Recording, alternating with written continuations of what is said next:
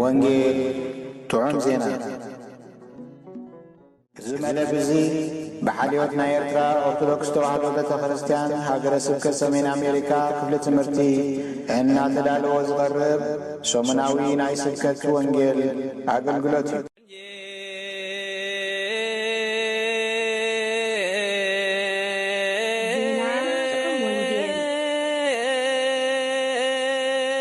ዜና ጥዑም ወንጌል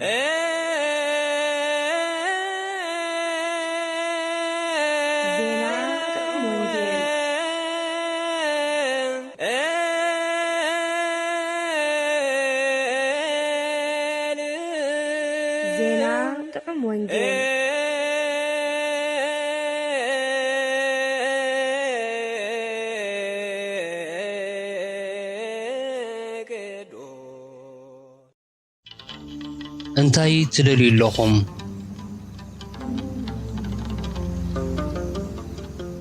ምስባክ ናይ ዝዕለት እዚ ኣእዳውካ ካብ ላዕሊ ዘርግሕ ካብ ብርቱዕ ማያት ካብ ኢድ ውላድ ጓና ኣናግፈኒ ካብቶም ኣፎም ጥልመት ዝዛረብ የማነይቲ ኢዶም ከዓ የማነይቲ ሓሶት ዝኾነት ባልሃኒ መዝሙር 144 ፍቕዲ 7-8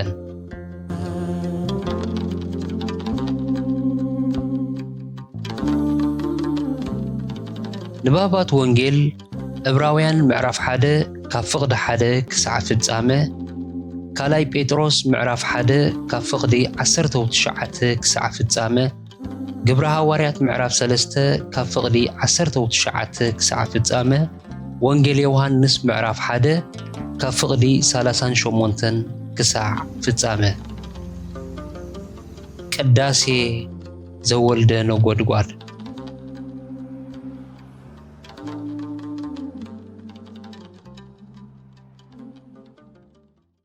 بسم أبون ودن منفس قدسن حدا أملاخ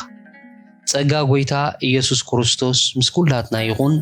ኣብ ኩሉ ኩርናዓት ዓለም ዘለኹም ህዝቢ ኣምላኽ እነሆ ከምቲ ኣብ መእተው ዝተገልጸ መልእኽቲ ናይ ሶሙን እዚ ወንጌል ጥዑም ዜና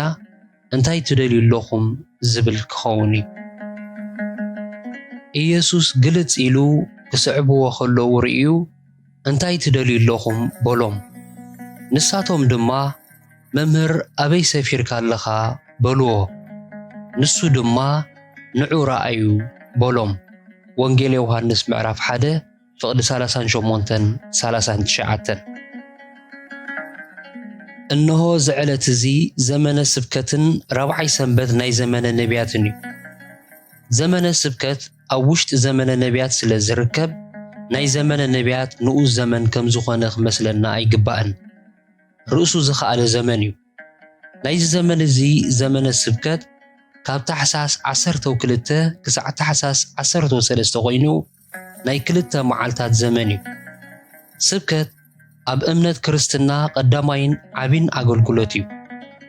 ነቶም ኣብ እምነት ዘየለዉ ሰባት ብስብከት ኢና ንበጽሖም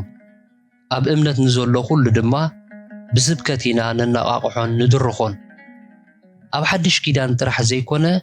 ኣብ ብሉይ ኪዳን እውን ኣዝዩ ዓቢ ኣገልግሎት ከም ዝነበረ መጽሓፍ ቅዱስ የረጋግጸልና እዩ። ኩሎም ካህናትን ነቢያትን ናይ ብሉይ ኪዳን ሰበኽቲ ጽድቂ ነበሩ።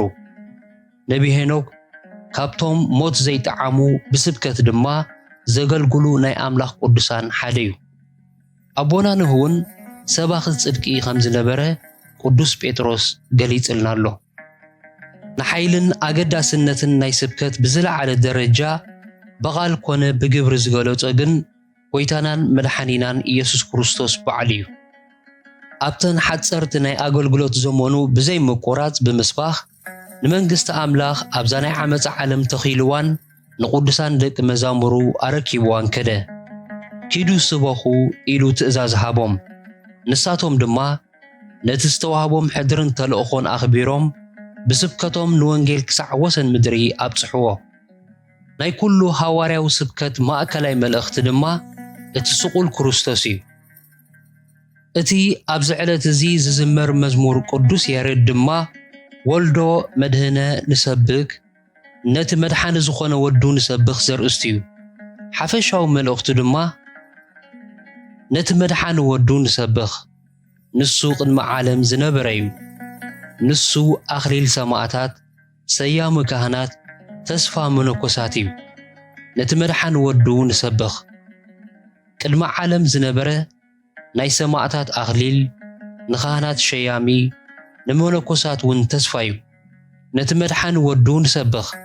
اتخبر قدسان زخنا مدحاني تسبك نخول عالم أبون ودن زخون نبيات سبيخمو هواريات ون أسرو سعبو نسو مدحاني نايو بغالو سنبت سرعه نخلون سلامو تقوى زبليو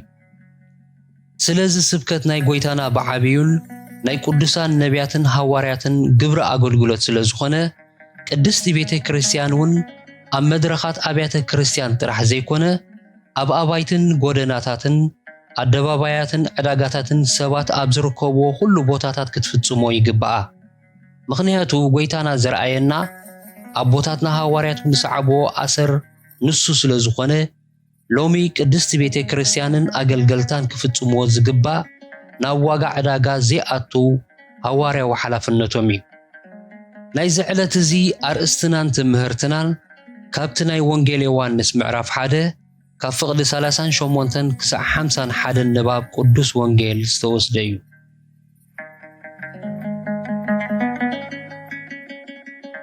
ويتانا جن نتوم كسعبو زرعيوم سبات نمنتايو نزحتو زي زحتتهم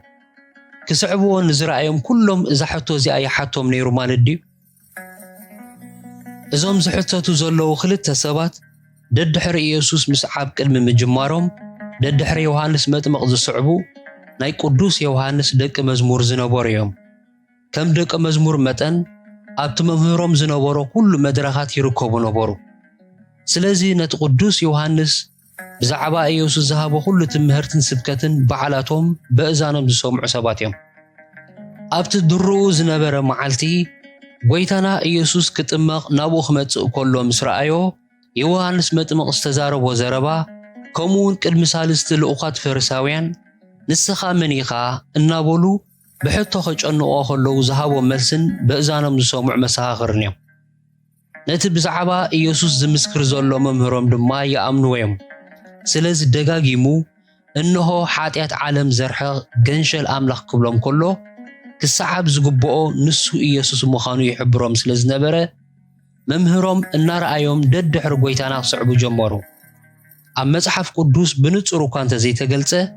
إزوم كلت سبات قداموت صعبتنا قويتانا خيكونو أيترفونيوم بوزو حساب كسعبو سلا زرعاها كسعبو موسان دارقا كل سب كقبر الزخيلي نت بزعبو استوهابو مسكرنت سلا السماعكا طرحنا يمجمرتا صعب مخانقن مستوعال استعدلهم وحدا سبات طرح زقبرو كبيدو سانيو ويتانا نزحتو زحاتتهم دما كم بخرو صعبتو متن بزعبات زوصدو قراء سقمتن زنبروم عميق مستوعالن نخملاختن بر نمنتا يسعبو خمزلو دليتهم انتاي كم زنبره تسويرو يكونن بملكعو بقرمو بتحستو بسلطانو تمسيتو ما يسعبون مخنياتو اتمسيح مستقلت انتاي كم زمسل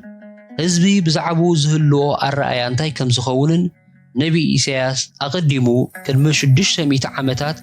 بسئلاو مقدي قليتويو ازوم سبات زياتهم قالنا يتحق انيا ممهروم سميعمن كم زلو امينو من يوم نخصعبو زوصنو بمسواتو حاتيات عالم زرحق ناي املاح قنشل مخانو سلزامونو ويوم سعبو بسقاو لدتو دحر يوحنس مدمق زمتسه بملكتاو هلاونو قنا قدم يوحنس قدم كل عالم زنبر مخانو ممهروم نايز قنشل صراق مقد مخانو سراخ أساانو خفتح كم زي بقع بتفرداو سلطانو بندز قرص محاصة مخانو عودو زتري مسأ مخانو نسرناي نابقفو نحسرن كردادن جنا نبحوز الدربي مخانو لعلو كله خاء بما يطرح زي كونه بمنفس قدسن بحاون زتمق مسيح ويكرسس مخانو فريتو من تقبلوا من نسعبوهم ኢየሱስ ክጥመቕ ናብ ዮሐንስ መጥመቕ ምስ መጸ ንዓይ በኣኻ ምጥማቕ የድልየኒ ንስኻ ዶ ናባይ ተመጽእ ክብሎ ከሎ ዝሰምዑ እዮም ሰማያት ተኸፊቱ ብኡ ዝሰመርኩ ፍቱው ወደይ እዝዩ ዝብል ናይ እግዚአብሔር ኣቦ ድምፅን ምስክርን ዝሰምዑ ቅዱሳን ሰባት እዮም እዞም ክልተ ደቂ መዝሙር ነቲ ጎይታና ዝሓተቶም ሕቶ ከምዚና ደሊና ኢሎም ኣይመለሱሉን በኣንጻሩ أبي سفير كاللخا إلهم محتاتهم نعو طرح كم زدليو نابت زخدو كخدو أبت سفرو خمز وصونو زرئي نبره بلبهم صبوق غيرهم ترديهم سلزنبرو نعو رأيو بلو منبر كالو حطو أيسعب اللومن قويتانا إذا حطو زي نخل زي صعبو سبي حطو خمز نبر أي تسحفلنان إذا صعبو كل سبقن إذا حطو زي نعون كم تملكت أستوعيلو علت ماتخ ملسا يقوبويو حدا اوان قدس بيتروس قويتانا ازم السلازس نعانا ترح ديخا تمسلو زلخا وينخول لخا إلو حاتيتو ونبره قويتاون ازن اخاتكم زبلوكم زلخو نخولو قبلو اللخو يلويو زغلت اللهم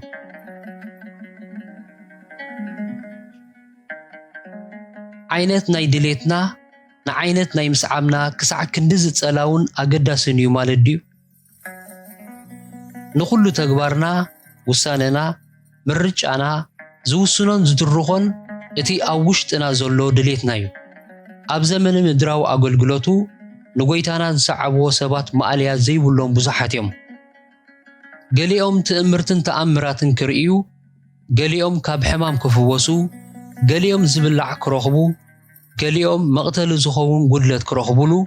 وحدات كا كدحنون نايزل عالم هيوت كرهبون يلوم يسعبون وبرو دد حريو سلزخده طرح كله كم سعابي انت قصيرنا يمو ترجم ناي مسعاب اي تردأنا نالو مالتي كروستوس غويتانا نتوب حقنيا سعابتو زفليلو ملليو اتلباو دليتومي حدا اوان غويتا እናገልገለ خلو حدا صحافي مهور فرساو ناو متيو ممر نابت تخدو كله خصعبك هيبولو اذا قالات زي نسمعيو زحقوسن زوانا ولنيو اتلبن كولاليتن زفلت دليتن دريختن زمزنن غويتاغن ايتمسطولن كتسعبني ايدليني وي اي امنكاني ويون افرق مقد خطلبني خايبولون نتا دليتو صبوق غيرو سلا زنببا اتا نسو زدليا نجر كم زيبولو نغيرو اقبطو وخارو غدا غدالون نعواف زصللالو اللون نود سبغنا رؤسو زصقعلو منبر كا يبولن مسبولو ولا مصقعي اياهلوخا كم مسعبكا ندحريت اميلسني خبل ايتسمعن نتا قند زدليا نغر كاب كروستوس كم زي رغبا مسفلته بدحريو هطامو طفه دق زبديوس يوحنسن يعقوبن نغويتا بمسعبهم كرخبو زدليو عبي دليت نبروم ኢየሱስ ምስ ነገሰ ኣብ የማኑን ጸጋሙን ዝቕመጡ ዝለዓለ ሰብ ስልጣን ናይ ሙኻን ሓያል ድሌት ንልቦም መሊኦም ነበረ ከምኡ ክገብረሎም ንጎይታ ምስለሞንዎ ጎይታ ብልማኖም ስለ ዝጓሃየ ትልምንዎ ማለት ትደልይዎ ኣይትፈልጡን ኢኹም ኢሉ ገነሖም እንታይ ክደልዩን ክልምኑን ከብ ዝግብኦም ድማ ዓሚቕ ትምህርቲ ሃቦም ስለዚ ጸሎቶምን ድሌቶምን አንጻር ናይ ዝሕጅ ዝለመንዎ ማለት رئيس أحواتي جبرني زي كونس باري أحواتي باري كل سب جبرني كخون كم زجبوه مهارم مغنياته باري كله تحت كله خون زي كالسب نتلع له كله رئيس كله نايم خان كبري أي واقعني لك كم تمهور فرساوي إذا كلت مرزات هوارياتون نتقنع نايم مسعب دليت أي رهبون سلازي بجوجي دليت نايم مسعب فتنا كابت زلع على هواريك ساعة ترى مؤمن زقاطمي دليتنا دما مسكونتات جيزي علم وزته كايرو يخو اليوم بعلم سقاط راح انتر انا يوكوا ولا عاخر لخاز نبركا دليت نعابخا مسكدكا دليتات كا بو متن ان تلاوت خمس خيد سالا محبراو تومو كورونا صبو غيرنا نفلطينا اتنو غويتا خنصعبو زدرخنا مسرتاو دليت كلاوتون لعلتو خلولو መንፈሳዊ ዕድመና ፍልጠትና ተሞክሮና ወዘተ እናወሰኸ ብዝኸደ መጠን ንጎይታ ክንስዕቦ ዝደረኸና ድሌት እናጸረየን እናበሰለን ክኸይድ ዝግብኦ ስለዚ ዓይነት ናይ ድሌትና ናይ መንፈሳዊ ዕቤትና እቲ ዝበለጸ መምዘን ረቑሕ እዩ ብኽንደይ ገድሊ ዓዕቢና ናብ ዕድመ 30ታት ዘብፅሕናዮ ውላድና እናጎየ መጺኡ ባባ ዝፃወተሉ ባምቡላ ዓዲ ገለይ ክብለና ኸሎ እንታይ ምተሰማዓና እንታይ ከም ደምደምና እቲ ክንህቦ ዝሓተተና ነገር ሕማቕ ስለ ዝኾነ ዘይኮነስ ምስ ዕድሚኡ ዘይመጣጠን ድሌት ብምዃኑ ኢና ብጓህን ብሕፍረትን ንዋሓድ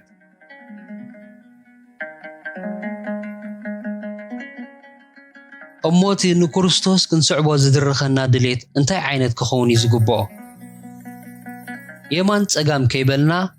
እታ ክርስቶስ ዝሓሰባን ዝደልያን ጥራሕ ክንደሊ እዩ ዝግብኣና እቲ ንሱ ዝደልዮ እንታይ ምዃኑ ከዓ ባዕሉ ብልሳኑ ገሊጽልና እዩ ነቲ ዝተረፈ ድማ ኣቐዲሙ ቅድሚ ልደቱ ብቅዱሳን ነቢያት ድሕሪ ዕርገቱ ድማ ብቅዱሳን ሐዋርያቱ ብንጹር ገሊጽልና እዩ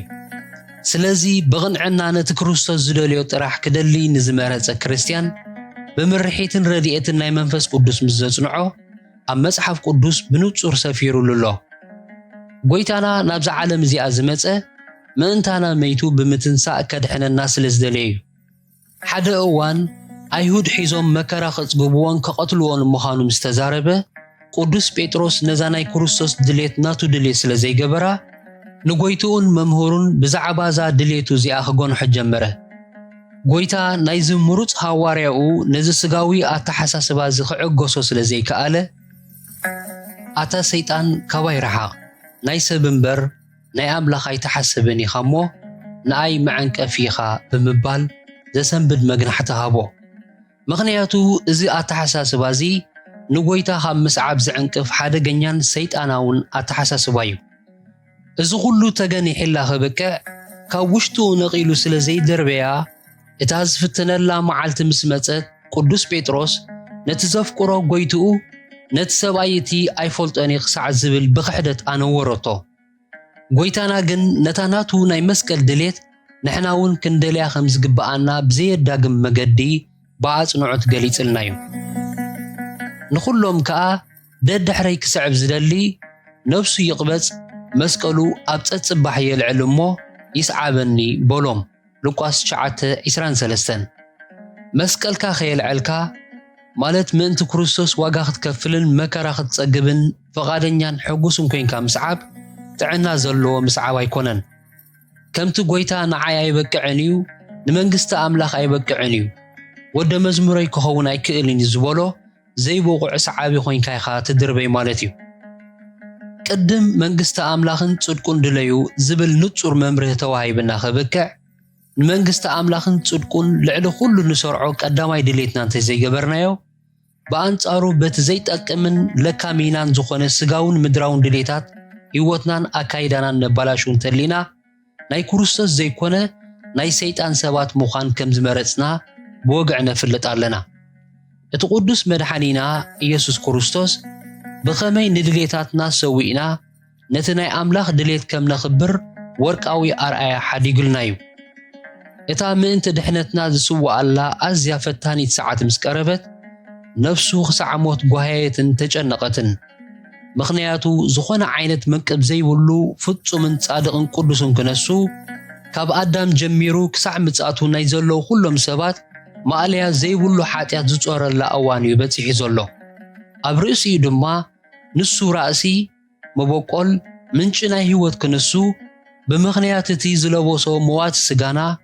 ንሱ እውን ሞት ዝጥዕመላ መራር ሰዓት ያበፂሓቶ ዋላ ከም ዝትንስእ ይፈልጥ እንተነበረ እኳ ዋላ ንሓንቲ ካልእቲ ሞት ምጥዓም ናብ መቓብርን ናብ ሲኦልን ምውራድ ንዑ ክጽወር ኮነ ክግለጽ ዘይከኣል ውርደት እዩ ስለዚ እዚ ምጻር ሓጢኣትን ሞትን ክተርፈሉ ሓያል ድሌት ክህልወስ ኣዝዩ ጻድቕን ቁኑዕን ድሌት ምዃኑ ዝኾነ ጥዑይ ኣእምሮ ዘለዎ ሰብ ክሕዶ ዘይክእል እዩ ኣብዛ ፈታኒት ሰዓት እዚኣ እምበኣር እዩ ነቲ ቁኑዕን ጻድቕን ድሌቱ ብኸመይ መስዋዕት ከም ዝገበሮ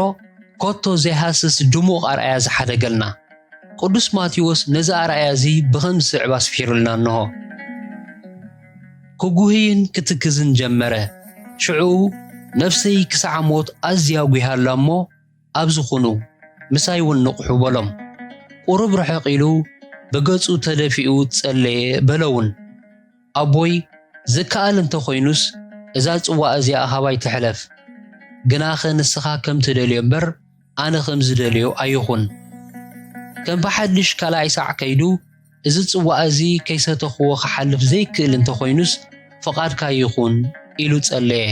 ወንጌል ማቴዎስ ምዕራፍ 26 ፍቕዲ 36 ክሳዕ 39 42 ካብዚ ቅዱስ ኣርኣዩ እዚ ንግንዘቦ ከም ዘለና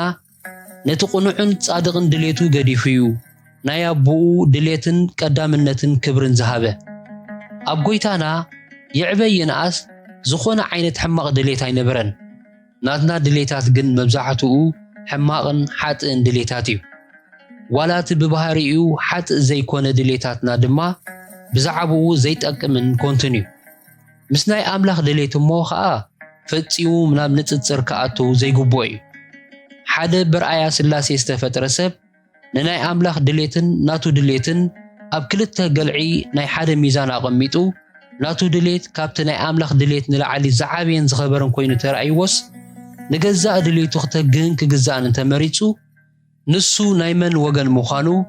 ኣበየናይ ደንበ ከም ዘሎ ንምፍላጥ መግለጽን ትንተናን ዘድልዮ እውን ኣይኮነን ድሌታትና ናይ መንነትናን ባህርያትናን መርኣያታት እዮም ሓደ ሰብ ሓቀኛ ሰዓቢ ክርስቶስ ዝኸውን ድሌታቱ እናደርበየ ደድሕረ ናይ ክርስቶስ ድሌታት ምዝስዕብ እዩ ንክርስቶስ ብእግርና ዘይኮነስ ብልብና ኢና ንስዕቦ ናይ ድሌታትና ምንጭን ማዕከን ድማ ልብና እዩ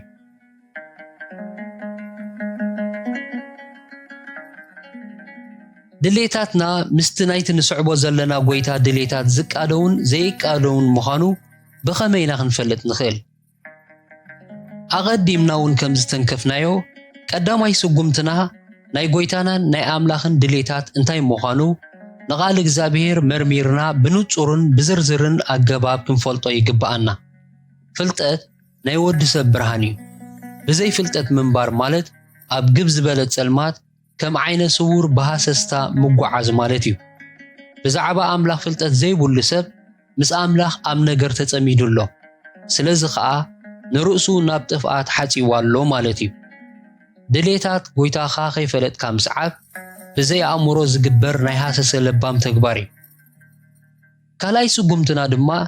ነቲ ካብ ልብና ዝፍልፍል ድሌታትና ብመንጽርቲ ናይ ጎይታና ድሌታት ምምርማር እዩ ካብ ልብና ንዝወፀ ኩሉ ድሌታትና ከይመርመርና ክንስዕብን ከነገልገልን ተወሲና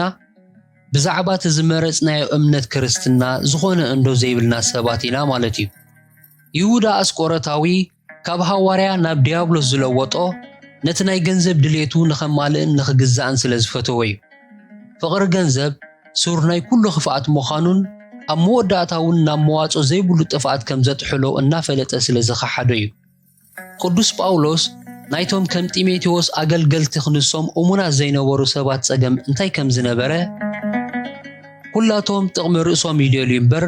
ብናይ ኢየሱስ ክርስቶስ ድሌታት ኣይግደሱን እዮም ብምባል ገሊጽዎም ኣሎ ፊልጵ 2:21 ካልኣይ ትርጉም ናይ ኢየሱስ ኣገልጋሊ ክንስኻ ናይ ኢየሱስ ድሌታት ዘየገድሰካ ምዃን ማዕረኽን ደይ ከቢድ መንፈሳዊ ሕማም ምዃኑ መግለፂ ዘየልዮ ብሩህ እዩ እዚ ሕማም እዚ ብኣጉ ኣለሊኻ እንተዘይወጊድካዮ መፈጸምትኻ ከም ዘይዕረ ገይሩ ከም ዘበላሽወካ ካብ ናይ ይሁዳን ናይ ካልኦት መፈጸምታ ክትርድኦ ኣየጸግምን እዩ ሳልሳይ ስጉምቲ ድማ ንድሌታትካ ትንዕቆሉን ትድርብየሉን ንድሌታት ጎይታ ድማ ኣብ ህይወትካ እተንግሰሉን ትግዛኣሉን መንፈሳውነት ምህናፅ እዩ ምኽንያቱ ብዘይርባሓካ ድሌታት ተዓንቄፍካ ካብ ምውዳቕ ዝኸፍዕ ዕሽነት የልቦን እምበኣር ንድሌታትና ብዕቱም ንመርምር ሓቀኛታት ሰዓብቲ ክርስቶስ ዝገብሩና ድሌታትና ጥራሕ ንእንግድ ከም ዘለና ንረጋገጽ ነቶም ንኣምላኽ ዘኽብሩ ንኣናውን ምድራዊ ህይወትና ዝኾኑ ዘለኣለማዊ መጻኢና ዘጸበቑ ድሌታት ጥራሕ ንምረጽ ሰብ ብገዛእ እግሩ ተዓንቂፉ ከም ዝወድቕን ከም ዝስበርን ብገዛእ ድሌታትና ተዓንቂፍና ዘለኣለማዊ መጻኢና ኣይነጸልምት ጸጋ ጎይታ ኢየሱስ ክርስቶስን ፍቕሪ ኣምላኽን ሕብረት መንፈስ ቅዱስን ምስ ኩላትና ይኹን። አሜን።